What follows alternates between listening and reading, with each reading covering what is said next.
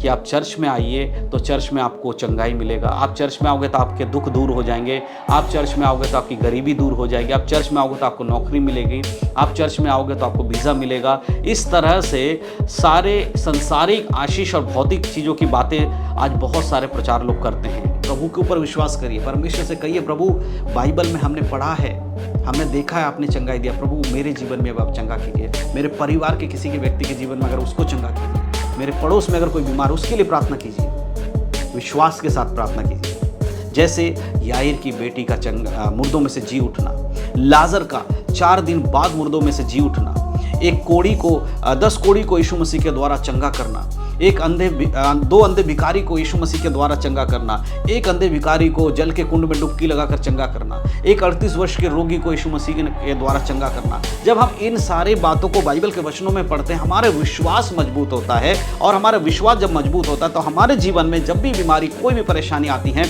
हम उन बातों को याद करके, मनन करके प्रभु के सामने कह सकते हैं, परमेश्वर आपने ऐसा किया है, आप मेरे जीवन में भी ऐसा करें। क्योंकि बाइबल हमें बताती है कि यीशु मसीह के नाम से बीमार चंगे होते हैं, यीशु मसीह के नाम से बहुत सारे परेशानियां दूर होती हैं। Praise the Lord. आप सभी को प्रभु यीशु मसीह के नाम में जय मसीह की, परमेश्वर के नाम की स्तुति और महिमा हो। फिर से मैं आप सभी का स्वागत करता हूं, और मैं विश्वास करता हूं कि परमेश्वर ने आपको और आपके परिवार को सुरक्षित रखा है और संभाला है। दोस्तों, अक्सर बहुत सारे लोग ये सवाल करते हैं कि क्या चंगाई पाने के लिए हमें बाइबल से कुछ खास वचनों को पढ़ने की आवश्यकता है? क्या हम जब बीमार होते हैं तो कुछ वचनों को अगर हम पढ़ लेंगे तो उससे हमें चंगाई मिलेगी? तो इस प्रकार बहुत सारे लोगों का एक मन में सवाल भी होता है। कई सारे लोग सोचते हैं कि जब भी हम वचन पढ़ेंगे तो शायद हमें चंगाई मिल जाएगी, या उस वचन को बीमारों के ऊपर पढ़ देंगे तो तुरंत बीमार चंगा हो जाएगा। एक बाइबल के वचन को मंत्र के समान है ना, जैसे कोई मंत्र पढ़ा जाता है, उस तरह से अगर कोई बीमार है और उसके सामने जाकर किसी एक व्यक्ति जो चंगा हुआ है बाइबल में, उस प्रकार पढ़ देंगे तो वो चंगा हो जाएगा। क्या ऐसे बाइबल चंगाई के बारे में बात करती है? क्या हमें कुछ ऐसे वचन हैं बाइबल के अंदर जिसे पढ़ लेने से बिल्कुल से रोगी चंगे हो जाएंगे? तो इन सारी बातों का जवाब मैं आज आपको देने वाला हूं, और मैं आपको बताने वाला हूं कि बाइबल इसके बारे में क्या कहती है, चंगाई के विषय में अक्सर बाइबल में क्या लिखा गया है। तो वो सारी बातें मैं आपको बताऊंगा। देखिए, हर एक विश्वासी को ये समझना ज़रूरी है कि जब हम यीशु मसीह पर विश्वास करते हैं, उसके बाद हमारे जीवन में कभी कोई बीमारी नहीं आएगी, ये अपने मन से आप निकाल दीजिए। बहुत सारे विश्वासी लोग ऐसे हैं जिन्हें लगता है कि जब हम चर्च जाते हैं हमें चंगाई मिल जाती है, और उसके बाद फिर हमारे जीवन में कभी कोई बीमारी नहीं आएगी। क्यों ऐसा होता है? क्योंकि आज बहुत दुख की बात है कि बहुत सारे जो प्रचार करने वाले लोग हैं, जो सुसमाचार का प्रचार करने के लिए परमेश्वर ने जिनको चुना है, वो जब बाहर निकलते हैं, लोगों को यीशु मसीह के बारे में बताने जाते हैं, तो वो यीशु मसीह कौन है वो बात पहले नहीं बताते हैं, परंतु सबसे पहले ये बताते हैं कि आप चर्च में आइए तो चर्च में आपको चंगाई मिलेगा, आप चर्च में आओगे तो आपके दुख दूर हो जाएंगे, आप चर्च में आओगे तो आपकी गरीबी दूर हो जाएगी, आप चर्च में आओगे तो आपको नौकरी मिलेगी, आप चर्च में आओगे तो आपको वीज़ा मिलेगा। इस तरह से सारे संसारिक आशीष और भौतिक चीज़ों की बातें आज बहुत सारे प्रचार लोग करते हैं, और इसी वजह से आज अधिकतर जो चर्च में लोग आते हैं वो यीशु मसीह के द्वारा उद्धार पाने नहीं आते, परंतु वो शारीरिक चंगाई, छुटकारा और धन दौलत पाने के लिए आते हैं, जो कि बहुत ही दुख की बात है उन लोगों के लिए जो कि सुसमाचार का प्रचार करने की बात करते हैं, और बाहर जाकर यीशु मसीह के बारे में ना बताकर संसारिक सुख विलास की बातें बताकर लोगों को ये कहते हैं कि आप चर्च में आइए तो आपके जीवन से सारी प्रॉब्लम्स दूर हो जाएंगी। इसीलिए जब वो लोग चर्च में आते हैं और चर्च में आने के बाद जब उनके लिए प्रार्थना किया जाता है तो बहुत सारे लोगों के जीवन से दुख मुसीबतें दूर हो जाती हैं, क्योंकि बाइबल हमें बताती है कि यीशु मसीह के नाम से बीमार चंगे होते हैं, यीशु मसीह के नाम से बहुत सारे परेशानियां दूर होती हैं। इसलिए जब कोई नया व्यक्ति यीशु मसीह पे चर्च में आता है, उसके लिए प्रार्थना किया जाता है, तो कई बार उसके जीवन में चमत्कार हो जाते हैं, और वो उस चमत्कार को देखकर हमेशा चर्च में इसीलिए आ रहा होता है ताकि वो और एक चमत्कार को देख सके और उसके जीवन में फिर से कोई ना कोई चमत्कार हो। लेकिन जब तक उसे सच्चाई नहीं बताया जाएगा, ये नहीं बताया जाएगा कि चमत्कार से बढ़कर एक चीज़ हमेशा याद रखिए कि एक इंसान का उद्धार होना बहुत ज़रूरी है। और उद्धार कौन देता है? उद्धार यीशु मसीह के द्वारा है। यीशु के मारे जाने से, उसके मुर्दों में से तीसरे दिन जी उठने से हमारा उद्धार हुआ है। जब तक हम इस बात को पहले लोगों को नहीं समझाएंगे कि यीशु मसीह कौन है, यीशु मसीह को क्यों मरना पड़ा, एक इंसान का उद्धार होना क्यों ज़रूरी है, कैसे इंसान पाप में रहकर नरक की ओर जा रहा है, कैसे इंसान यीशु मसीह पर विश्वास करने के बाद वो स्वर्ग में जाएगा, जब तक हम इन बातों को नहीं बताएंगे तब तक कोई भी व्यक्ति यीशु मसीह को सही रीति से नहीं पहचान पाएगा। और इसी वजह से आज बहुत सारे विश्वासी लोग क्या करते हैं, जब चर्च में आते हैं तो वो बाइबल में वचन ढूंढते हैं कि कौन सा वचन ऐसा है जिसे हम पढ़ लेंगे तो हम चंगे हो जाएंगे, कौन सा वचन ऐसा है जिसे अगर हम पढ़ेंगे तो हमारी गरीबी दूर हो जाएगी, कौन सा वचन ऐसा है जिसे अगर हम पढ़ लेंगे तो हमारे जीवन से कोई भी मुसीबत जो आएंगी वो सब मुसीबतें सारी हर एक मुसीबतें दूर हो जाएंगी। क्यों? क्योंकि उनको शुरू से ही इसी बात को सिखाया गया। मेरे प्रियो, बाइबल में कोई भी ऐसा वचन नहीं है जहाँ पर यह लिखा गया है कि अगर तुम बाइबल के इस वचन को पढ़ लोगे उसके बाद तुम्हारे जीवन में कभी भी गरीबी नहीं आएगी, तुम्हारे जीवन में कभी भी दुख नहीं आएगा, बीमारी नहीं आएगी, कभी भी मुसीबत नहीं आएगी। ऐसा कोई भी वचन बाइबल के अंदर नहीं दिया गया है। आज बहुत सारे लोग इस प्रकार से बताते हैं कि आप भजन संहिता के बारे में एक उदाहरण आपको देना चाहता हूँ, आपको अच्छे समझ में आएगा। भजन संहिता 91, सैम्स 91 यानी कि भजन संहिता 91। बहुत सारे लोगों को लगता है कि जब हमें डर लगे तो भजन संहिता 91 पढ़ना चाहिए। बहुत सारे लोग रात में सोते समय भजन संहिता 91 पढ़ते हैं क्योंकि उन्हें डर लगता है। ये कहाँ से आया? क्या भजन संहिता 91 इसलिए दिया गया है, परमेश्वर का वचन इसलिए भजन दिया गया है ताकि आपको जब डर लगे तभी आप उस वचन को पढ़े, बाकी समय के लिए वो वचन नहीं है? मेरे प्रियो, ये गलत धारणाएं हैं जो कि आज मसीहों के बीच में बहुत फैलती जा रही है। आज लोग वचन को, उद्धार की बातों को नहीं समझकर पढ़ रहे होते, परंतु बाइबल को इसलिए पढ़ रहे होते क्योंकि उनको बीमारियों से चंगा होना है, उनको अपने वीज़े लगवाने हैं, अमेरिका जाना है, कनाडा जाना है, इसलिए बाइबल को पढ़ के ढूंढ रहे होते कहाँ पर ऐसा वचन लिखा है जिसे हम पढ़ेंगे, लगातार बार बार पढ़ेंगे तो हमारा वीज़ा लग जाएगा, हम बीमारी से चंगाई हो जाएंगे। ऐसा नहीं है मेरे प्रियो।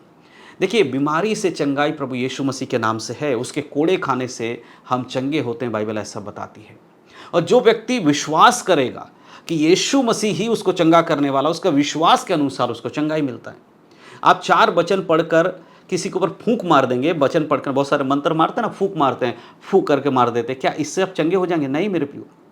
लेकिन अगर आप सच मायने में विश्वास करेंगे और प्रभु के सामने आकर कहेंगे परमेश्वर मुझे चंगा कीजिए, तो प्रभु आपको चंगाई देंगे। बाइबल को मंत्र के समान नहीं पढ़ना है। हालेलुया। बहुत सारे जगहों पर आप देखिए, यीशु मसीह जब इस संसार में थे, कितने बीमार लोग यीशु मसीह के पास आए। यीशु मसीह ने उनसे क्या पूछा? तू क्या चाहता है कि मैं तुम्हारे लिए करूं? क्या चाहता मैं तेरे लिए करूं?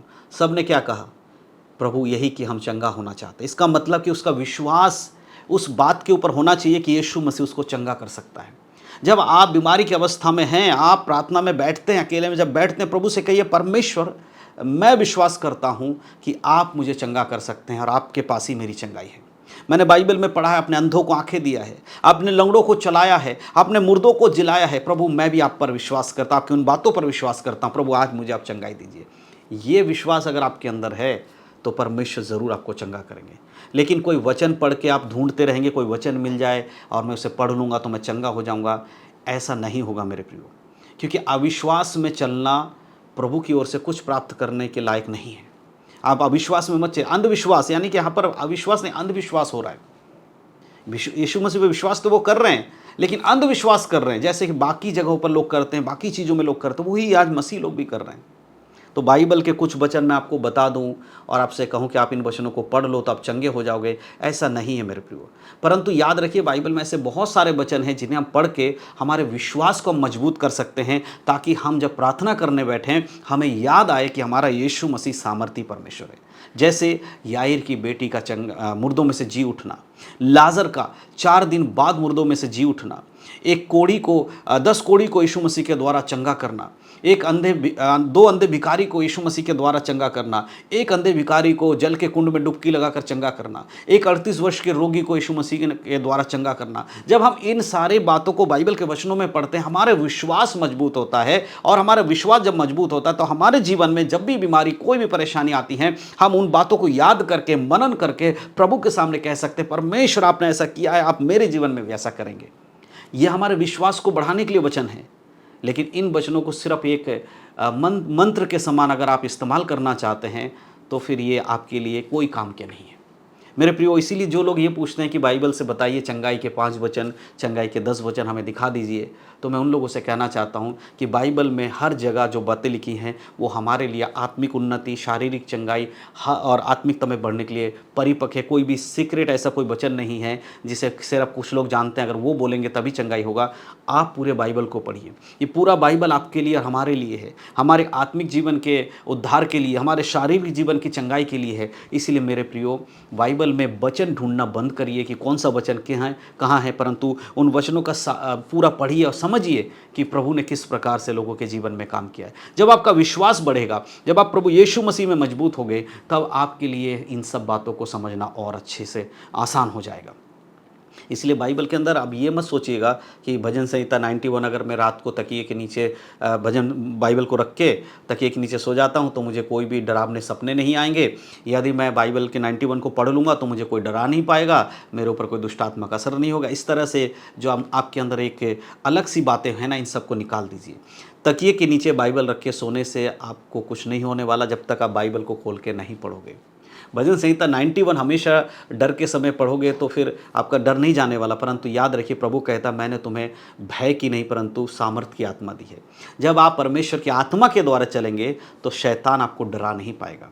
जब आप परमेश्वर के हथियारों को बांध लोगे तो शैतान का सामना कर पाओगे। जब आप परमेश्वर के वचन को जान जाओगे तो आपको इन टोटकों की ज़रूरत नहीं पड़ेगी। ये बाइबल के द्वारा टोटके ही तो हैं, लोग टोटके करने की कोशिश कर रहे हैं। ये सब करने की आपको ज़रूरत नहीं पड़ेगी। इसीलिए मेरे प्रियो, आप लोगों को समझना है कि पूरा का पूरा बाइबल हमें पढ़ने के लिए दिया गया है, उसे मनन करने के लिए दिया गया।